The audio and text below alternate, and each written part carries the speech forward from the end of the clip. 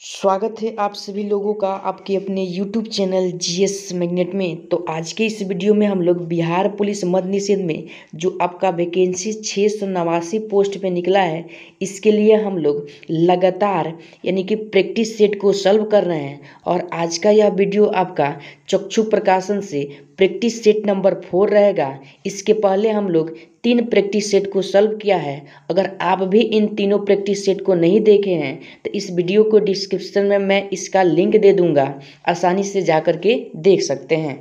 इस वीडियो में मैं आप सभी लोगों को 60 प्रश्न कवर कराऊंगा जो आपके हिंदी जीके जीएस से रहने वाला है।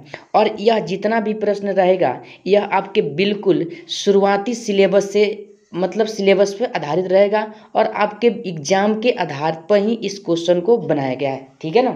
तो चलिए वीडियो को स्टार्ट करते हैं और क्वेश्चन पे आते हैं। वीडियो स्टार्ट करने से पहले अगर आप सभी इस चैनल पे नए हैं तो चैनल को सब्सक्राइब कर लीजिए और बगल वाले बेल आइकन को दबा दीजिए, जिससे आपका कोई भी प्रैक्टिस सेट यानी कि जब नोटिफिकेशन आपके पास पहुँचे उसी समय आप उस प्रैक्टिस सेट को सॉल्व कर सकें। तो चलिए आइए वीडियो को स्टार्ट करते हैं। और वीडियो स्टार्टिंग में देखिए, आपका जो फर्स्ट प्रश्न आपसे पूछा जाएगा हिंदी से रहने वाला है। और हिंदी से पहला क्वेश्चन आपसे क्या पूछ रहा है, निम्नलिखित में से स्त्रीलिंग शब्द का चयन करें। यानी कि स्त्रीलिंग शब्द बताना है। चारों ऑप्शन में से कौन है।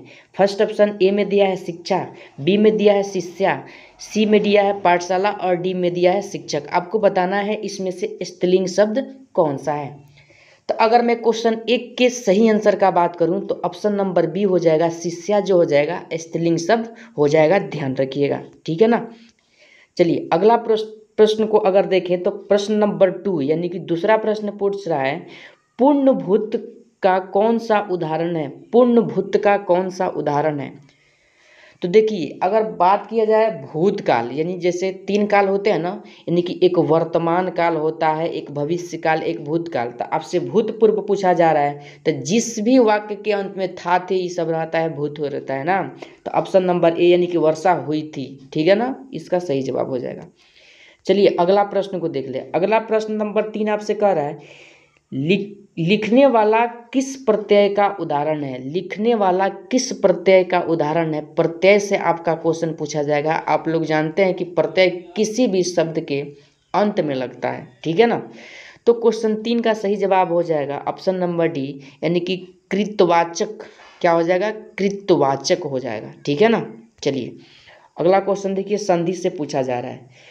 कह रहा है क्वेश्चन नंबर 4, वागीश का सही संधि विच्छेद होगा। वागीश का सही संधि विच्छेद क्या होगा। तो अगर आप लोग संधि पढ़े होंगे तो आप लोग आसानी से बता सकते हैं ऑप्शन नंबर सी, वाक प्लस इस, ठीक है ना। चलिए अगला क्वेश्चन को देख लीजिए। अगला क्वेश्चन नंबर 5 आपसे क्या कह रहा है। कह रहा है पंचवटी किस समास का उदाहरण है। यानी कि समास से क्वेश्चन आपके एग्जाम में पूछा जाएगा। इस टॉपिक को अच्छा से कवर कर लीजिए। पंचवटी, तो देखिए जितना भी अंक वाले अगर आपको दिखाई देंगे शब्द, अगर समास पूछा जाएगा तो उन सभी में यानी कि उन सभी में जो होता है यानी कि द्विगु समास होता है। यानी कि पंचवटी यानी कि पंच मतलब 5, तो पंचवटी में कौन सा समास हो जाएगा, ऑप्शन नंबर बी यानी कि द्विगु समास हो जाएगा, ठीक है ना। चलिए क्वेश्चन 6 को देखिए। कह रहा है उद्गम के आधार पर शब्दों को कितने भागों में बांटा गया है। उद्गम के आधार पर शब्दों को कितने भागों में बांटा गया है। तो इसका सही ऑप्शन हो जाएगा ऑप्शन नंबर डी, 5 भागों में बांटा गया है, ठीक है ना। चलिए अगला क्वेश्चन नंबर 7 को देखिए। कह रहा है केवल अपना स्वार्थ सिद्ध करने वाले को कहते हैं। स्वार्थ सिद्ध करने वाले को ऑप्शन नंबर ए क्या बोलते हैं, स्वार्थी बोलते हैं, ठीक है ना। चलिए अगला क्वेश्चन देखिए। अगला क्वेश्चन नंबर 8 क्या कह रहा है आपसे। कह रहा है इनमें से कौन व्यवस्था का समानार्थी नहीं है। समानार्थी नहीं है। तो क्वेश्चन 8 का अगर मैं सही आंसर की बात करूं तो यानी कि जो ए ऑप्शन बी पीड़ा और दुख, ये क्या है, व्यर्थ है, क्या है, समानार्थी है, ठीक है ना। लेकिन जैसे आप ऑप्शन नंबर डी देखिएगा, आमोद जो होता है व्यर्था का समानार्थी नहीं होता है, ठीक है ना। चलिए अगला क्वेश्चन देखिए। क्वेश्चन नंबर 9 कह रहा है, क्वेश्चन नंबर 9 आपसे कह रहा है कि गृहस्थ का विपरीतार्थक शब्द क्या है। गृहस्थ का क्या होता है। तो ऑप्शन इसका सही जवाब हो जाएगा डी, गृहस्थ मतलब क्या होता है, सन्यासी, ठीक है ना। चलिए अगला क्वेश्चन देखिए, क्वेश्चन नंबर 10 आपसे क्या पूछा जा रहा है। कह रहा है वर्षा होती हो तो सफल यानी कि फसल अच्छी होती है, यह किस वाक्य का उदाहरण है।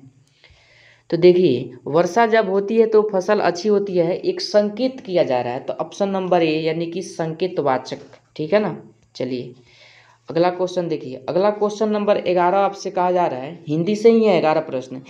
इनमें से शुद्ध वाक्य का चयन करें। शुद्ध वाक्य यानी कि शुद्ध अशुद्ध वाक्य वाला टॉपिक आप अच्छे से क्लियर कर लीजिएगा। तो इसमें सही आंसर का बात करूं तो ऑप्शन नंबर क्या हो जाएगा, रवि ने पुस्तकें लाई। ठीक है ना, इसका सही जवाब हो जाएगा। चलिए अगला प्रश्न को देखते हैं। तो देखिए, जो आपका अगला प्रश्न रहेगा यह सामाजिक अध्ययन से रहेगा, यानी कि सामाजिक अध्ययन से रहेगा। ठीक है ना। तो जिसमें आपका क्वेश्चन नंबर 16 आपसे कह रहा है कि आत्मकथा शाहनामा के लेखक कौन है। आत्मकथा शाहनामा का लेखक कौन है, तो इसका सही जवाब हो जाएगा ऑप्शन नंबर यानी कि बी यानी कि फिरदौसी है। ठीक है ना। चलिए अगला क्वेश्चन देखिए, क्वेश्चन नंबर 17 आपसे क्या कह रहा है। कह रहा है निम्न में कौन सा शासक दास राजवंश से संबंधित है। दास राजवंश से कौन सा शासक संबंधित है, तो इसका सही जवाब हो जाएगा ऑप्शन नंबर ए यानी कि इल्तुतमिश। ठीक है ना। चलिए अगला क्वेश्चन देखिए, अगला क्वेश्चन की अगर मैं बात करूं क्वेश्चन नंबर 18, तो कह रहा है कि बाजार नियंत्रण प्रणाली किसने प्रारंभ की, तो option number B Alauddin Khilji ने किया था। ठीक है ना। चलिए अगला क्वेश्चन देखिए, क्वेश्चन नंबर 19 को देखिए। कह रहा है अमीर खुसरो का जन्म स्थान है, यानी कि कहाँ हुआ है आपको बताना है। तो क्वेश्चन 19 का सही जवाब हो जाएगा ऑप्शन नंबर सी यानी कि पाटियाला में हुआ था अमीर खुसरो का जन्म। ठीक है ना। चलिए आगे देखिए, आगे कह रहा है क्वेश्चन नंबर 20, बहुत इंपॉर्टेंट क्वेश्चन है, भारत का नेपोलियन किसे कहते हैं। तो ऑप्शन नंबर इसका हो जाएगा 20, समुद्रगुप्त को भारत का नेपोलियन कहा जाता है। ठीक है ना। चलिए क्वेश्चन 21 को देखिए। कह रहा है कनिष्क किस राजवंश का राजा था। कनिष्क जो था किस राजवंश का राजा था, तो आप सभी लोगों को पता होगा ऑप्शन नंबर सी कुषाण वंश का राजा था। ठीक है ना। चलिए अगला प्रश्न को देखते हैं। अगला प्रश्न नंबर 22 आपसे कह रहा है चरक थे एक विख्यात। चरक एक क्या थे, तो ऑप्शन नंबर बी चिकित्सक थे और कनिष्क के दरबार में रहते थे, इस बात को ध्यान रखिएगा। चलिए अगला क्वेश्चन नंबर देखिए 23, कह रहा है भारत संस्कृति का स्वर्ण युग है। भारत संस्कृति का स्वर्ण युग किसे माना जाता है, तो इसका सही जवाब हो जाएगा ऑप्शन नंबर बी यानी कि गुप्त काल का। ठीक है ना। सबसे अधिक सिक्के ढाले गए थे, आप लोग को पता होगा। देखिए 24 नंबर क्वेश्चन कह रहा है कि टीपू सुल्तान कहाँ का शासक था। टीपू सुल्तान कहाँ का शासक था, तो ऑप्शन नंबर डी मैसूर का था। ठीक है ना। चलिए अगला क्वेश्चन देखिए 25, कह रहा है ब्लैक होल एपिसोड किस युद्ध के पहले की घटना है। ब्लैक होल किस युद्ध के पहले की घटना है, तो इसका सही जवाब हो जाएगा ऑप्शन नंबर ए यानी कि प्लासी के युद्ध। ठीक है ना। कमेंट में बताइएगा प्लासी का युद्ध कब हुआ था। ठीक है ना। चलिए अगला क्वेश्चन आपसे देखिए क्या कह रहा है, क्वेश्चन नंबर 26 आपसे पूछा जा रहा है 1857 के विद्रोह का तत्कालीन कारण क्या था, तो ऑप्शन नंबर ए यानी कि चर्बी वाले करतूत। ठीक है ना। चलिए अगला क्वेश्चन देखिए, अगला क्वेश्चन नंबर 27 आपसे क्या कह रहा है दिल्ली चलो का नारा किसने दिया था। दिल्ली चलो का नारा किसने दिया था, तो ऑप्शन नंबर सी यानी कि सुभाष चंद्र बोस ने दिया था, ध्यान रखिएगा। अगला क्वेश्चन आपसे कह रहा है कि बारदौली सत्याग्रह का संबंध है किससे है, तो सरदार पटेल से है। कब हुआ था, 1928 में हुआ था। ठीक है ना। बारदौली कहाँ है, गुजरात में, ध्यान रखिएगा। चलिए अगला क्वेश्चन को देखिए, अगला क्वेश्चन कह रहा है होम रूल लीग की स्थापना किसने की, तो आप सभी लोगों को पता है बाल गंगाधर तिलक और एक एनी बेसेंट। ठीक है ना। चलिए 30 नंबर क्वेश्चन को देखिए, 30 नंबर क्वेश्चन आपसे क्या पूछा जा रहा है। कह रहा है ब्रिटिश सरकार ने कलकत्ता से दिल्ली राजधानी स्थानांतरित कब की थी, तो देखिए इस क्वेश्चन 30 का सही जवाब हो जाएगा ऑप्शन नंबर सी 1912 में। चलिए अगला क्वेश्चन देखिए, कह रहा है अगला क्वेश्चन आपसे क्या पूछा जा रहा है। अगला क्वेश्चन आपसे पूछा जा रहा है भारत में विश्व में सबसे उच्च मेसोनरी बांध निम्न में से कौन सा है, तो सबसे ऊंचा बांध आपको बताना है। तो ऊंचा बांध अगर की बात किया जाएगा तो ऑप्शन नंबर डी यानी कि नागा अर्जुन बांध हो जाएगा। ठीक है ना। क्वेश्चन 31 का सही जवाब क्या हो जाएगा, नागा अर्जुन बांध हो जाएगा। चलिए अगला क्वेश्चन देखिए, तो अगर मैं अगला क्वेश्चन का बात करूँ तो कह रहा है गंगा का मैदान का उदाहरण है। गंगा का मैदान उदाहरण है किसका, तो क्वेश्चन 32 का सही जवाब कीजिए। तो क्वेश्चन 32 का सही जवाब हो जाएगा ऑप्शन नंबर यानी कि बी यानी कि निक्षेपित मैदान। ठीक है ना। तो चलिए अगला प्रश्न को देखते हैं। अगला प्रश्न नंबर यानी कि 33 आपसे कह रहा है, खरीफ फसल काटी जाती है किस मंथ में काटी जाती है, आपको बताना है। तो अगर बात करें क्वेश्चन 33 का सही जवाब, तो ऑप्शन नंबर हो जाएगा ए, यानी कि अक्टूबर और नवंबर में क्या की जाती है, काटी जाती है। ठीक है ना। चलिए अगला प्रश्न को देखिए। अगला प्रश्न आपसे क्या कह रहा है, मिट्टी और पत्थर के टुकड़ों का पहाड़ी की तल की ओर गमन करना क्या कहलाता है। तो आप लोगों को पता होगा, इसे हम क्या बोलते हैं, यानी कि मृदा अपरतन कहते हैं। Option number A. ठीक है ना। चलिए अगला प्रश्न देखिए। प्रश्न नंबर 35 आपसे कह रहा है, कॉफ़ी किस क्षेत्र का पौधा है। कॉफ़ी किस क्षेत्र का पौधा है, तो ऑप्शन नंबर ए हो जाएगा उष्णकटिबंधीय झाड़ीदार। ठीक है ना। चलिए क्वेश्चन नंबर 36 को देखिए। कह रहा है, अंडमान और निकोबार द्वीप समूह की उच्चतम चोटी कौन सी है। उच्चतम चोटी कौन सी है, तो क्वेश्चन 36 का सही जवाब हो जाएगा ऑप्शन नंबर ए, यानी कि सैंडल चोटी। ठीक है ना। चलिए अगला प्रश्न को देखिए। प्रश्न नंबर 37 कह रहा है, भारत में सबसे कम आबादी वाला राज्य कौन सा है। सबसे कम आबादी, तो ऑप्शन नंबर डी, यानी कि सिक्किम हो जाएगा। ठीक है ना। सबसे अधिक पूछेगा तो क्या हो जाएगा, यूपी। चलिए अगला प्रश्न 38 नंबर देखिए। कह रहा है, अंडमान और निकोबार द्वीप समूह एक दूसरे से किससे पृथक होते हैं। अंडमान और निकोबार किससे पृथक होते हैं, तो आप सभी लोगों को पता होगा। इसका सही जवाब ऑप्शन नंबर बी, यानी कि 10 डिग्री चैनल। ठीक है ना। चलिए अगला प्रश्न को देखिए। अगला प्रश्न नंबर 39 को देखिए। पाक स्ट्रेट, जिसे हम जल डमरू मध्य कहा जाता है, कहाँ से सबसे नज़दीक है। तो किस राज्य से आपको बताना है सबसे नज़दीक है, तो इसका सही जवाब हो जाएगा ऑप्शन नंबर बी, तमिलनाडु से। ठीक है ना। क्वेश्चन 40 को देखिए। क्वेश्चन 40 आपसे पूछा जा रहा है, निम्नलिखित में से किसमें अपरंपरागत ऊर्जा स्रोत का उपयोग किया जाता है, यानी कि अपरंपरागत ऊर्जा स्रोत का उपयोग किया जाता है। तो क्वेश्चन 40 का सही जवाब हो जाएगा ऑप्शन नंबर, यानी कि सी, यानी कि सौर लालटेन में। ठीक है ना। चलिए अगला प्रश्न को देखिए। अगला प्रश्न आपसे कह रहा है 41 नंबर, पृथ्वी के भूपृष्ठीय स्तर को इस नाम से भी जाना जाता है, यानी कि भूपृष्ठीय स्तर को किस नाम से जाना जाता है। तो क्वेश्चन 41 का सही जवाब होता है ऑप्शन नंबर सी, यानी कि सियाल के नाम से जाना जाता है। ठीक है ना। चलिए अगला क्वेश्चन 42 नंबर। तो चलिए अगला क्वेश्चन 42 नंबर को देखें। तो कह रहा है कि भारत में किस किस्म की कॉफ़ी का उत्पादन किया जाता है। तो आप सभी लोगों को पता होगा कि भारत में उत्पादन की जाने वाली कॉफ़ी क्या है, एराबिका है। ठीक है ना। चलिए अगला प्रश्न देखिए। अगला प्रश्न नंबर 33 का आ रहा है, वेलाडीला छत्तीसगढ़ क्यों प्रसिद्ध है। वेलाडीला में क्या है, तो आप सभी बताइए इसका सही जवाब क्या हो जाएगा। तो ऑप्शन नंबर सी, यानी कि लौह अयस्क के लिए क्या है, प्रसिद्ध है। अगला प्रश्न देखिए 44 नंबर, रॉकीज, एंडीज, एटलस और हिमालय किस प्रकार के पर्वत है। तो इसका सही जवाब आप लोग कीजिए। तो इसका सही जवाब हो जाएगा वल्लीत पर्वत। ठीक है ना।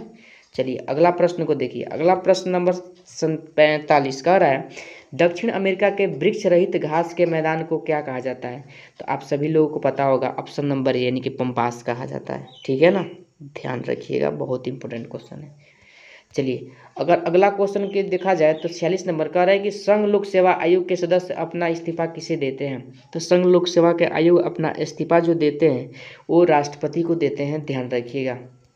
चलिए अगला प्रश्न देखिए। कह रहा है 47 नंबर, संविधान की 8वीं अनुसूची में कितनी भाषाएं हैं। तो ऑप्शन नंबर, यानी कि ए, यानी कि 22 भाषा हो जाएगा। ठीक है ना। चलिए अगला प्रश्न देखिए 28 नंबर। कह रहा है, आंतरिक अशांति के कारण किस वर्ष राष्ट्रीय आपात लागू हुआ था। किस वर्ष राष्ट्रीय आपात लागू हुआ था। तो क्वेश्चन 48 का सही जवाब हो जाएगा ऑप्शन नंबर सी, 1975। ठीक है ना। चलिए 49 नंबर क्वेश्चन का देखिए। कह रहा है, भारत के मुख्य चुनाव आयुक्त की नियुक्ति कौन करता है। तो ऑप्शन नंबर ए, राष्ट्रपति करते हैं, ध्यान रखिएगा। अगला प्रश्न देखिए। अगला प्रश्न आपसे पूछा जा रहा है, राज्य का उच्चतम विधि अधिकारी कौन होता है। तो आप सभी लोग बताइए इसका सही जवाब क्या हो जाएगा क्वेश्चन 50 का। तो क्वेश्चन 50 का सही जवाब हो जाएगा ऑप्शन नंबर, यानी कि बी, एडवोकेट जनरल होता है। क्या होता है, एडवोकेट जनरल। चलिए अगला प्रश्न को देखते हैं। अगला प्रश्न नंबर 51 आपसे कह रहा है, विधान परिषद का सदस्य बनने के लिए निर्धारित न्यूनतम आयु कितना है। तो इसका सही जवाब ऑप्शन नंबर बी हो जाएगा, यानी कि 30 वर्ष। ठीक है ना। अगला प्रश्न आपसे 52 नंबर पूछा जा रहा है, पंचायत स्तर पर राज्य सरकार का प्रतिनिधित्व कौन करता है। पंचायत स्तर पर कौन करता है। तो ऑप्शन नंबर ए, ग्राम सेवक करता है। ठीक है ना। चलिए अगला प्रश्न देखिए। कह रहा है, किस वर्ष में सिक्किम भारत का 22वां राज्य बना था। किस वर्ष में बना था? तो आप बताइए इसका सही जवाब क्या हो जाएगा। तो क्वेश्चन 53 का सही जवाब हो जाएगा ऑप्शन नंबर यानी कि भी 1975 में बना था। ठीक है ना। चलिए अगला क्वेश्चन देखिए 54 नंबर। कौन सा अधिकार सर्वोच्च न्यायालय को प्राप्त है? कौन सा अधिकार सर्वोच्च न्यायालय को प्राप्त है? तो ऑप्शन नंबर बी न्यायिक पुनरीक्षण का अधिकार प्राप्त है। ठीक है ना। चलिए क्वेश्चन 55 को देखिए, कह रहा है केरल का उच्चतम न्यायालय कहाँ स्थित है? केरल का उच्चतम न्यायालय कहाँ स्थित है? तो इसका सही जवाब आप जल्दी से बताइए। तो अगर मैं इसका सही जवाब की बात करूँ तो ऑप्शन नंबर सी एर्नाकुलम में हो जाएगा। ठीक है ना। अगला प्रश्न देखिए, अगला प्रश्न 56 नंबर का रहा है न्यायालय के प्रारंभिक क्षेत्राधिकार से तात्पर्य है। तो इसका सही जवाब हो जाएगा ऑप्शन नंबर सी यानी कि पहली बार मामले की सुनवाई की योग्यता। ठीक है ना। चलिए क्वेश्चन 57 को देखिए, कह रहा है भारत के नियंत्रण महालेखा परीक्षक का कार्यकाल कितना होता है? तो देखिए जो नियंत्रक महालेखा परीक्षक जो होते हैं इसका जो कार्यकाल होता है वो होता है ऑप्शन नंबर सी, चाहे 6 वर्ष या 65 वर्ष जो भी पूरा हो जाए पहले। ठीक है ना। चलिए 58 नंबर क्वेश्चन को देखिए, कह रहा है संसद के दोनों सदनों के सदस्य रहे बिना कोई व्यक्ति कब तक मंत्री के रूप में बना रह सकता है? कब तक रह सकता है समय बताना है आपको। तो इसका सही जवाब हो जाएगा ऑप्शन नंबर बी यानी कि 6 माह। ठीक है ना। चलिए अगला क्वेश्चन देखिए, क्वेश्चन नंबर आप 59 को देखिए जो आपके सीरीज का लास्ट क्वेश्चन रहने वाला है। कह रहा है निम्नलिखित में कौन सा विधेयक राज्यसभा में पहले प्रस्तुत नहीं किया जा सकता है? तो देखिए अगर राज्य के लिए विधेयक हो ना तो धन विधेयक पहले का विधानसभा में प्रस्तुत किया जाता है, और लोकसभा में बात किया जाए तो लोकसभा में धन विधेयक को प्रस्तुत किया जाता है। तो इसका ऑप्शन नंबर क्या हो जाएगा? ए हो जाएगा। तो चलिए आज के इस वीडियो में हम लोग लगभग का श्योरली 59 प्रश्नों को कवर किया। अगर आप सभी लोगों को वीडियो पसंद आई हो तो वीडियो को लाइक कीजिए, चैनल पर नए हैं तो चैनल को सब्सक्राइब कीजिए। फिर मिलते हैं अगले वीडियो के साथ, तब तक के लिए जय हिंद जय भारत।